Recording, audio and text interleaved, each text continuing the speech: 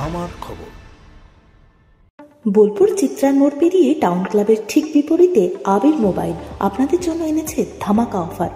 বাংলাদেশ থেকে দীর্ঘদিনের সংগ্রাম ও লড়াই শেষে নিজ দেশে ফিরেছেন বীরভূমের সোনালী খাতুন। বর্তমানে তিনি রামপুরহাট মেডিকেল কলেজ ও হাসপাতালে চিকিৎসাধীন। মঙ্গলবার তার শারীরিক অবস্থার খোঁজখবর নিতে হাসপাতালে যান বীরভূম জেলা পরিষদের সভাধিপতি ফাইজুল হক ওরফে কাজল শেখ। সোনালীর হাতে ফলের ডালি ও 2 লক্ষ টাকার চেক তুলে দেন তিনি। এই আর্থিক সহায়তা দেওয়া হয়েছে শহীদ সাজু মেমোরিয়াল ওয়েলফেয়ার সোসাইটির পক্ষ থেকে। কাজল শেখ জানান, এই অনুদান তার পরিবার ও শহীদ সাজু শেখের স্মৃতির প্রতি শ্রদ্ধা জানিয়ে প্রদান করা হয়েছে। সাজু শেখ ছিলেন ভারতীয় সেনাবাহিনীর সদস্য। পরিবারের সুরক্ষা দিতে গিয়ে দুষ্কৃতীদের হাতে খুন হন। তাঁর স্মৃতিতে কাজল শেখের পরিবার নানুরের পাপুরি গ্রামে শহীদ সাজু মেমোরিয়াল ওয়েলফেয়ার সোসাইটি গঠন করে এবং সমাজের নানা উন্নয়নমূলক কাজে নিজেদের যুক্ত রেখেছে।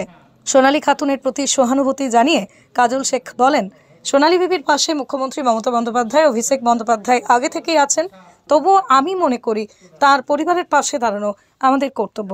বাংলাদেশে আটকে থাকা সোনালীর পরিবারের অন্যান্য সদস্যরাও যাতে দ্রুত দেশে ফিরতে পারেন সে বিষয়ে প্রশাসনের কাছে আবেদন জানান তিনি। এখন দেখলাম যে উনি খুবই ভালো আছেন। আমাদের এখানকার যারা ডাক্তারবাবুরা আছেন, আমার সিস্টার যারা আছে, তারা সকলেই খুবই ভালো পরিষেবা দিচ্ছে। যদিও সবসময়ের জন্য আমাদের দলনেত্রী বাংলার মা মাননীয় মুখ্যমন্ত্রী মাননীয় মমতা বন্দ্যোপাধ্যায় স্বয়ং প্রত্যেকটি মুহূর্তে আপডেট নিচ্ছেন যে সোনালী খাতুন কেমন আছে। আমাদের দলের সেনাপতি যুবরাজ অভিষেক বন্দ্যোপাধ্যায় প্রত্যেকটি মুহূর্তে আপডেট নিচ্ছেন ওনারা কেমন আছেন। তো স্বভাবতই রাজ্য নেতৃত্বের নির্দেশে আমরা এখানে এসেছি। যেমন বীরভূম জেলার এসসি ওবিসি সভাপতি নরেশচন্দ্র বাবরি মহাশয় আছেন, আমার বীরভূম জেলা পরিষদের সকল কর্মাধ্যক্ষরা আছে, কৃষি কর্মাধ্যক্ষ আছেন, শিক্ষা কর্মাধ্যক্ষ আছেন, খাদ্য কর্মাধ্যক্ষ আছেন, পূর্ত কর্মাধ্যক্ষ আছেন। এখানে আছেন বীরভূম জেলার যুব সমাজের নয়নের মণি যুব সভাপতি অভিষেক, যাকে ডাক নামে আপনার বোরহান নামে ছিলেন। উনিও এই রামপুরহাটেরই বাসিন্দা।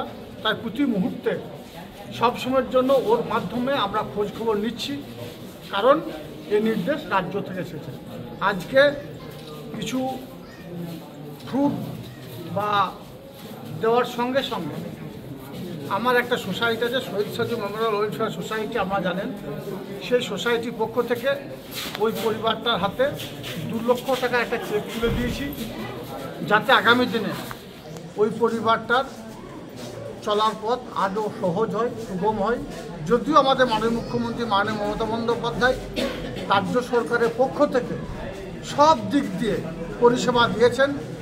বিজেপি সরকার, আমরা বাংলা ভাষায় কথা বলি, আমরা বাঙালি, যার জন্য আমরা জানেন সোনালী বিবিকে বা সোনালী খাতুনকে বাংলাদেশ পাঠিয়ে দেওয়া হয়েছিল। তার সমস্ত ডকুমেন্ট থাকা সত্ত্বেও একজন অন্তঃসত্ত্বা মহিলা, এর থেকে লজ্জাজনক, দুর্ভাগ্যজনক আর কি হতে পারে। কিন্তু আইনি লড়াই থেকে শুরু করে সব রকমের লড়াই আমাদের মাননীয় মুখ্যমন্ত্রী মাননীয় মমতা বন্দ্যোপাধ্যায় এবং আমার দলের সেনাপতি অভিষেক বন্দ্যোপাধ্যায় দিয়ে চলেছেন, যার জন্য সোনালী খাতুন আজকে আমাদের কাছে আছে, আমাদের জেলায় আছে, তার পরিবারের পাশে আছে। যদিও উনি বারবার বলছিলেন ওনার স্বামী এখন ওখানে রয়ে গেছেন।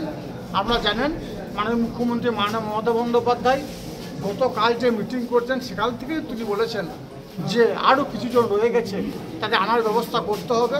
আমাদের যে শ্রমিক উন্নয়ন যে বোর্ড আছে, সেই বোর্ডের যিনি সভাপতি আছেন শামুল ইসলাম সাহেব, উনি সবসময়ের জন্য ওই পরিবারটাকে কিভাবে আনা যায়, বাকি সদস্যদের আনা যায়, সেই প্রয়াস করছেন। মাননীয় মুখ্যমন্ত্রী মাননীয় মমতা বন্দ্যোপাধ্যায়ের নির্দেশে আমার মনে হয় অতি দ্রুত ওর পরিবারের বাকি সদস্যরা যারা আছে তারাও আমাদের কাছে ফিরে আসবে। রাজ্য সরকার ও স্থানীয় প্রশাসনের সহযোগিতার জন্যই কৃতজ্ঞতা প্রকাশ করেছেন সোনালী বিবি। এদিন কাজল শেখকেও ধন্যবাদ জানান তিনি। না জানাই আমাদের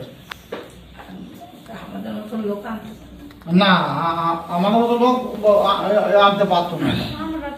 না না মমতা বন্দ্যোপাধ্যায় গ্রীষ্ম ভরসা, উনি আমাদের সবার ভরসা।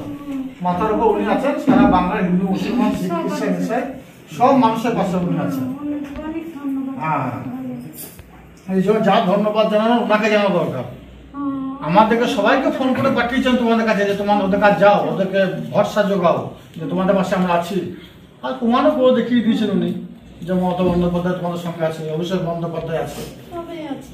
আর প্রতি মুহূর্তে আমাদের কাছ থেকে খোঁজ খবরও নিচ্ছেন, হসপিটালের কর্তৃপক্ষের কাছ থেকে খোঁজ খবর নিচ্ছেন যে তোমরা কেমন আছো, তোমার শরীর কেমন আছে, সবসময় খোঁজ খবর নিচ্ছেন।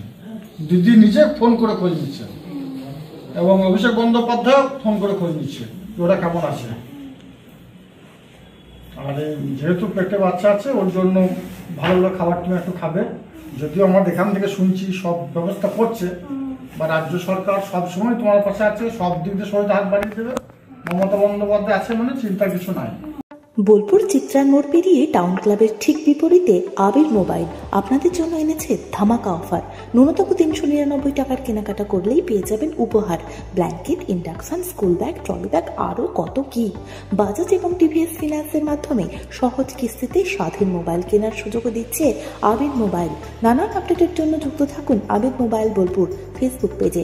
বিস্তারিত জানতে যোগাযোগ করুন 9064532956 এই নম্বরে। দেখতে চোখ রাখুন আমাদের ফেসবুক ও ইউটিউব চ্যানেলে।